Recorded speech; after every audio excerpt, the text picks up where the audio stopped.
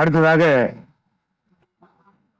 தமிழ்நாடு கலை இலக்கிய பெருமன்றத்தின் மாநில துணை செயலாளர் தோழர் கணபதி இளங்கோ அவர்களை பேச அழைக்கிறேன். அன்பு கலந்த வணக்கங்களை தெரிவித்துக் கொள்கின்றேன். இது ஒரு காலம் கருதி எடுக்கப்பட்டிருக்கின்ற ஒரு வலுவான போராட்டம். தமிழ்நாடு முற்போக்கு எழுத்தாளர்கள் கலைஞர்கள் சங்கம் முன்னெடுத்திருக்கின்ற இந்த சிறப்பான போராட்டத்திற்கு ஆதரவு தெரிவிக்கும் வகையிலே தமிழ்நாடு கலை இலக்கிய பெருமன்றம் சார்பாக பங்கேற்று என்னுடைய கண்டன உரையை தருவதிலே நான் பெரும் மகிழ்ச்சி அடைகின்றேன். பொதுவாக இந்த அகழ்வாய்வு தமிழகத்திலே அகழ்வாய்வு நடைபெற்றிருக்கின்ற இடங்களை நாம் 3 வகையிலே பகுக்கலாம். ஒன்று நினைவிடங்கள், இன்னொன்று வாழிடங்கள், மூன்றாவதாக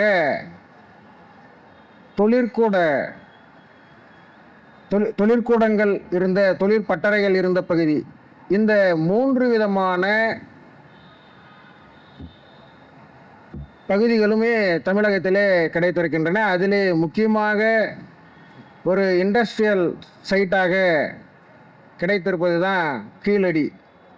அந்த விதத்தில் தான் நம்ம கீழடி அகழ்வாய்வை நாம் சிறப்பான முறையிலே நாம் கருதுகின்றோம். டாக்டர் அமர்நாத் ராமகிருஷ்ணன் அவர்கள் 5 பகுதிகளாக மேற்கொண்ட அந்த அகழாய்வின் முடிவுகளை சமர்ப்பித்த போதும் அது கார்பன் 14 டேட்டிங் மூலமாக காலக்கணிப்பு செய்து அது கிமு 800 காலத்திலேயே பல்விதமான தொழில் கூடங்கள் பட்டறைகள் வளர்ச்சி பெற்ற ஒரு இடமாக, அது ஒரு நகர நாகரிகமாக அது திகழ்ந்திருக்கின்றது என்று அறிவியல் பூர்வமாக கண்டுபிடித்து உரைத்த போதும் அதனுடைய அந்த அறிக்கையை ஏற்காமல் இன்னும் கூடுதலான ஆய்வுகள் தேவை என்று அதனை மறுத்துரைக்கின்ற ஒன்றிய அரசாங்கத்தினுடைய இந்த போக்கு என்பது ஒரு வன்மையான கண்டனத்துக்குரிய ஒரு செயலாகும். அது தமிழர்களுடைய ஒரு தொன்மையான நாகரிகத்தை மறுப்பதாகவும், இது ஒரு எந்தவித சமய சார்பற்ற ஒரு மத சார்பற்ற ஒரு அறிவியல் மனப்பான்மையுடன் ஒரு மக்கள் வாழ்ந்த பகுதியாக இருக்கின்றது என்பதையும் மறுக்கின்ற ஒரு செயலாகவும் இது அமைந்திருக்கின்றது. அந்த வகையிலே தான் நாம் நம்முடைய இந்த கண்டன ஆர்ப்பாட்டத்தை நாம் நடத்தி கொண்டிருக்கின்றோம். இது பற்றி நம்முடைய தோழர்கள் எல்லாம் இங்கே விரிவாக பேசினார்கள், இன்னும் பேச இருக்கின்றார்கள். ஆனாலும் அதனை கடந்தும் இவர்கள் பல்வேறு சதி செயல்களிலே ஈடுபட்டு வருகின்றார்கள். குறிப்பாக நானே தொல்லியல் கல்வெட்டியல் பயின்றவன்தான். அந்த வகையில் கடந்த ஆட்சியிலே தமிழ்நாட்டிலே காப்பாட்சியர் பணிக்கான தேர்வு நடைபெற்று பணியமர்த்தப்பட்ட அந்த சூழலில் தமிழ் வழியில் பயின்றவர்கள்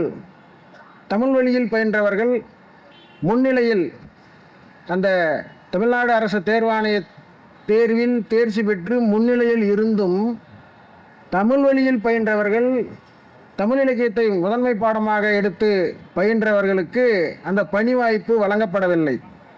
மாறாக ஆங்கிலத்தில் வரலாறு பாடம் படித்தவர்கள் தான் அந்த 18 பணியிடங்களுக்கும் தேர்வு செய்யப்பட்டார்கள். அப்போதே நாங்கள் எல்லாம் பல முயற்சிகள் எடுத்தோம். அதில் அது பலிக்கவில்லை. வழக்கு தொடுத்து வழக்கிலே வெற்றி பெற்ற ஒரு தோழர் மட்டும் அதன் பிறகு ஒரு புதிதாக ஒரு பணியிடம் உருவாக்கப்பட்டு அதிலே பணியமர்த்தப்பட்டார்.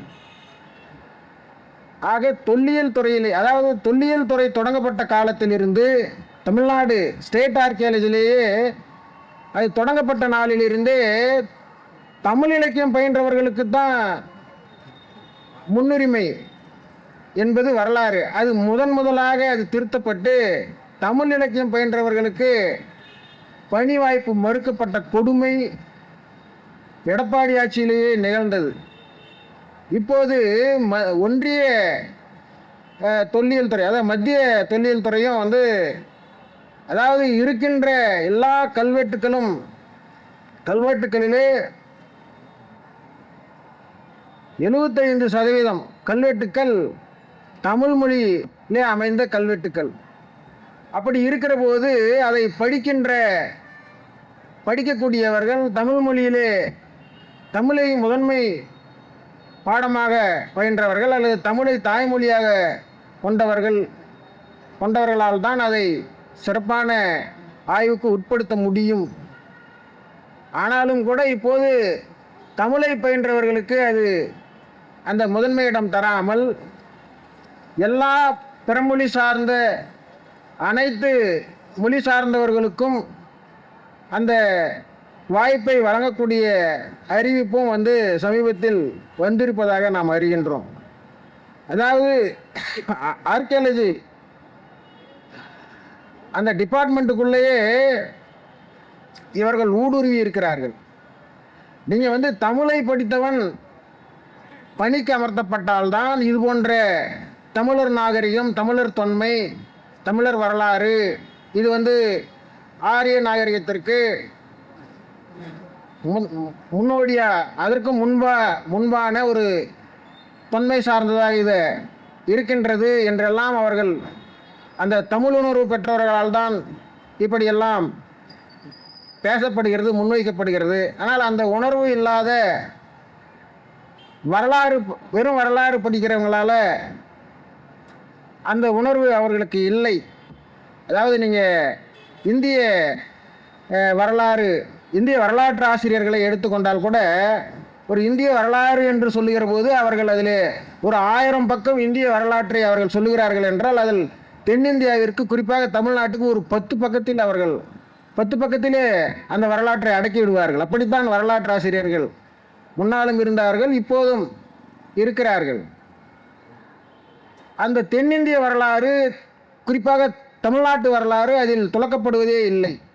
இதுதான் ஆங்கில வழியிலே பயில்பவர்கள், வெறும் வரலாறு பயில்பவர்களுக்கான நிலைமை. இதை உணர்ந்திருக்கிறார்கள். இந்த ஒன்றிய அரசாங்கம், இந்த பாஜக அரசாங்கத்தவர்கள், இந்த சங்கிகள் இதை உணர்ந்திருக்கிறார்கள். அதனால தான் தமிழை பயின்றவர்களுக்கு இடமில்லை என்று அவர்கள் துடைத்து எரியக்கூடிய நிலையை நாம் பார்க்க முடிகிறது. இப்படி இதை எல்லாவற்றையும் எதிர்த்தும் நாம் கண்டன குரல் எழுப்ப வேண்டும் என்பதையும் நான் இந்த நேரத்தில் இங்கே தோழர்களுடைய கவனத்திற்கு நான் கொண்டு வருகின்றேன். கீழடி அகழ்வாய்வு என்பது பொருந்தல், கொடுமணல், ஆதிச்சநல்லூர் தொடங்கி பல்வேறு சிறப்புமிக்க தொல்லியல் சான்றுகள் நிறைந்த இடங்கள் இருந்தாலும் கூட அதிலிருந்து அது தனித்தன்மையோடு விளங்குகின்றது. அது உலகத்தவரால் சிறப்பாக திரும்பி பார்க்கப்பட்டது, அனைவருடைய கவனத்தை பெற்றது என்பது அது பல்வேறு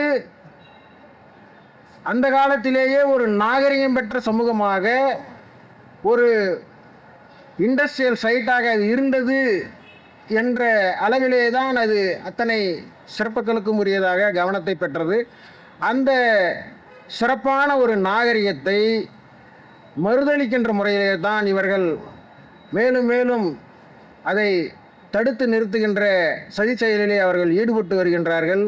இதனை முற்போக்கு ஜனநாயக சக்திகள், இடதுசாரிகள் இதை கவனப்படுத்தி நாம் கூர்மையாக போராடி அதை முறியடிக்க வேண்டும். ஒன்றிய அரசின் இந்த போக்கினை கண்டிப்பதோடு அவர்கள் உள்ளது உள்ளபடியே இந்த ஆய்வறிக்கையை உடனடியாக வெளியிட வேண்டும் என்றும் கேட்டுக்கொண்டு இந்த வாய்ப்பிற்கு நன்றி கூறி விடைபெறுகிறேன். நன்றி, வணக்கம்.